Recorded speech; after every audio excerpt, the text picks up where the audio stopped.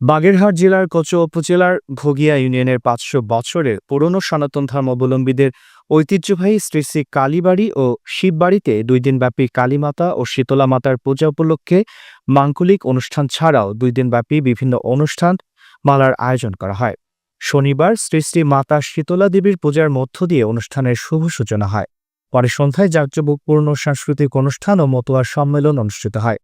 এদিন রাতে শ্রী শ্রী শ্মশান কালী পূজা অনুষ্ঠিত হয়। আয়োজিত অনুষ্ঠানের প্রথম দিনে মন্দির কমিটির সভাপতি নিত্যরঞ্জন ঘোষের সভাপতিত্বে প্রধান অতিথি হিসেবে উপস্থিত ছিলেন কচুয়া উপজেলা নির্বাহী officer KM Abu Naushad. ৬ April সন্ধ্যা থেকে কবিগানের মধ্য দিয়ে দ্বিতীয় দিনের মতো অনুষ্ঠান শুরু হয়। পরে কবিগান শেষে অনুষ্ঠানের পরিসমাপ্তি ঘটে। এদিন একে একে মন্দির পরিদর্শনে আসেন বাগেরহাট জেলা বিএনপির সদস্য খান মনিরুল ইসলাম, বাগেরহাট জেলা বিএনপির সাবেক সভাপতি ও বর্তমান কমিটির সদস্য M A সালাম, কচুয়া উপজেলা বিএনপির প্রধান সমন্বয়ক ও জেবি গ্রুপের চেয়ারম্যান সর্দার জাহিদ, কচুয়া উপজেলা বিএনপির আহ্বায়ক হাজরা আসাদুল ইসলাম পান্না, সদস্য সচিব তৌহিদুল ইসলাম।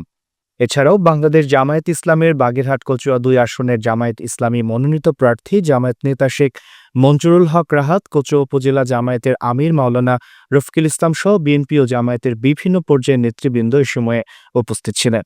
মন্দির কমিটির প্রধান উপদেষ্টা ও যুগ্ম সচিব স্বপন কুমার মণ্ডল, মন্দির কমিটির সভাপতি শিক্ষক নিত্যরঞ্জন ঘোষ, কচুয়া প্রেস ক্লাবের সাধারণ সম্পাদক ও বাংলাদেশ হিন্দু বৌদ্ধ খ্রিস্টান কল্যাণ ফ্রন্টের কচুয়া উপজেলা শাখার আহ্বায়ক উজ্জ্বল কুমার দাস সহ মন্দির কমিটির বিভিন্ন পর্যায়ের নেতৃবৃন্দ ও বিভিন্ন এলাকা থেকে আগত ভক্তবৃন্দ।